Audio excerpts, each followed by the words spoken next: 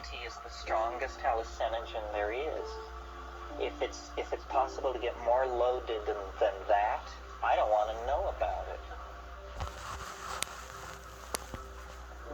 And I say so when I'm there. I say, my God, if you can get more loaded than this, keep it away from me.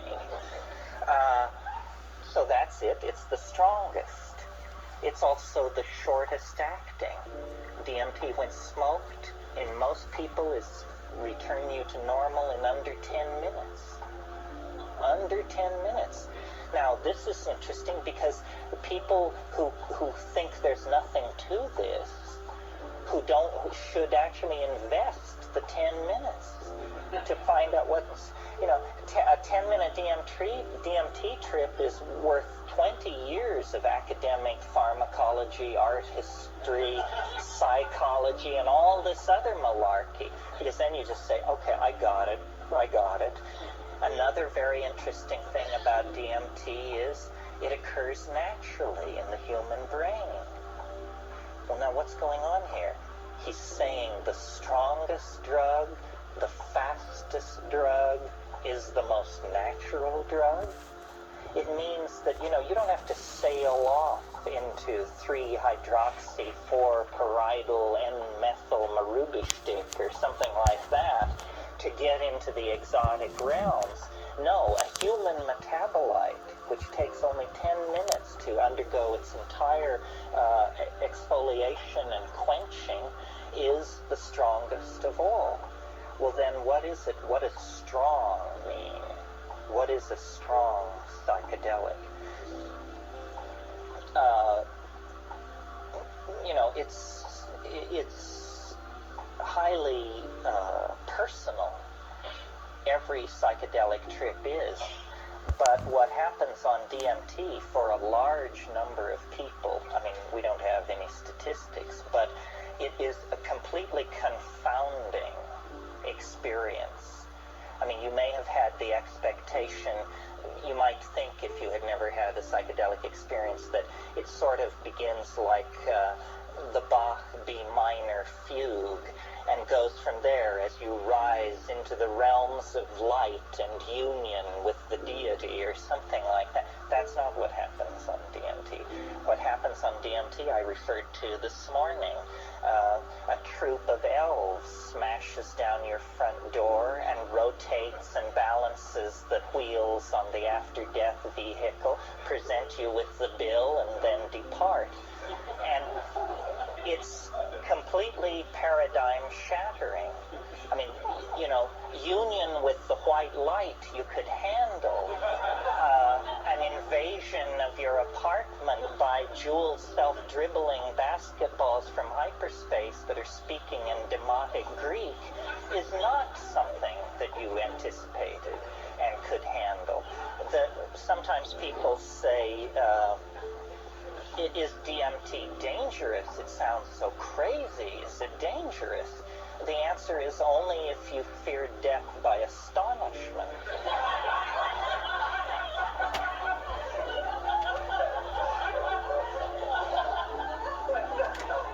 Remember how you laughed when this possibility was raised, and a moment will come that will wipe the smile right off your face.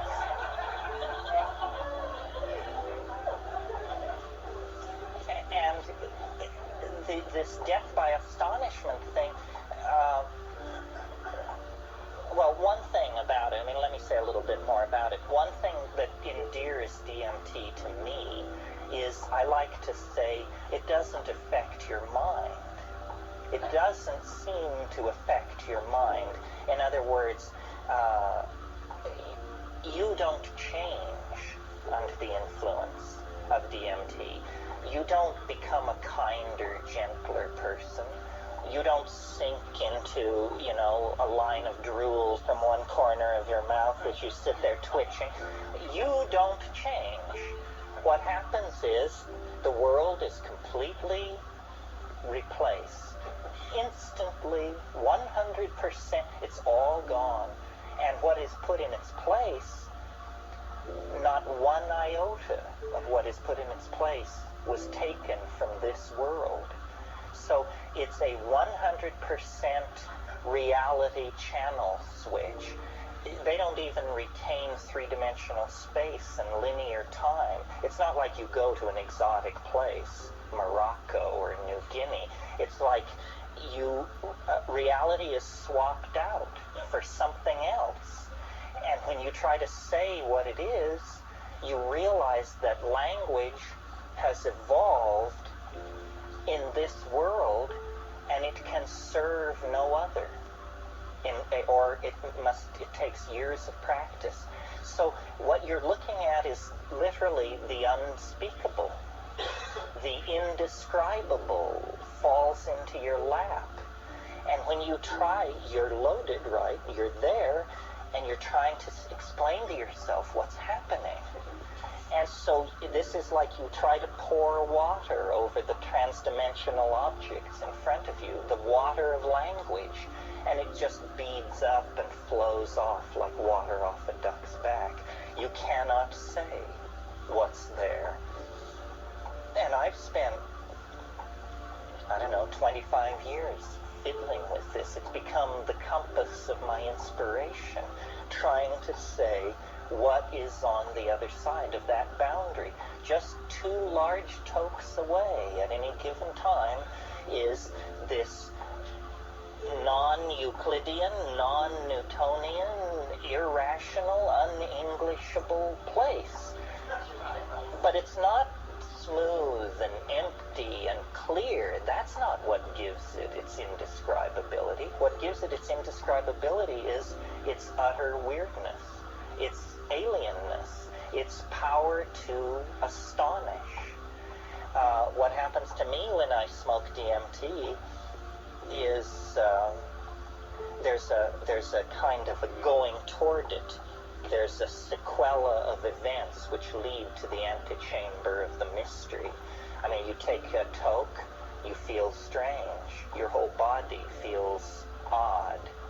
You take a second toke, all the oxygen seems to have been pumped out of the room. Everything jumps into clarity. It's that visual acuity thing.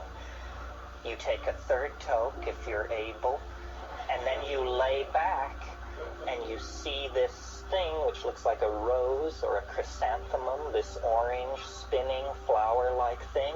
It takes it about 15 seconds to form, and it's like a membrane. And then you break through it. You break through it, and then you're in this place. And there's an enormous cheer which goes up as you pass through this membrane. Some of you may know the Pink Floyd song about how the gnomes have learned a new way to say hooray. They're waiting. And you burst in to this place, and you're saying, geez, this stuff is really speedy. I mean, that's like describing a space shuttle launching as noisy. You'd say, this stuff is, and you say, am I all right? Am I all right? That's the first question. And so then you run your mind around the track, and you say, heartbeat, normal, yeah, normal, heartbeat, normal, pulse, normal, breathing, breathe, yes. But what's right here, and from here out is this thing, which no matter how much science fiction you've done, no matter how much William Burroughs you've read, no matter how much time you've spent in the company of the weird, the bizarre, the outre, and the peculiar, you weren't ready. And it's completely real. It's in a way more real than the contents of ordinary reality, because see how the shadows here are muted, and there's a lot of transitional zones from one color to another and so forth. This isn't like that. This is crystalline, clear, solid. You can see the light reflected in the depths of these objects, and everything is very brightly colored, and everything is moving very, very rapidly. And there are entities there. It's not about calling them up or the whisperings of them. No, they're in your face.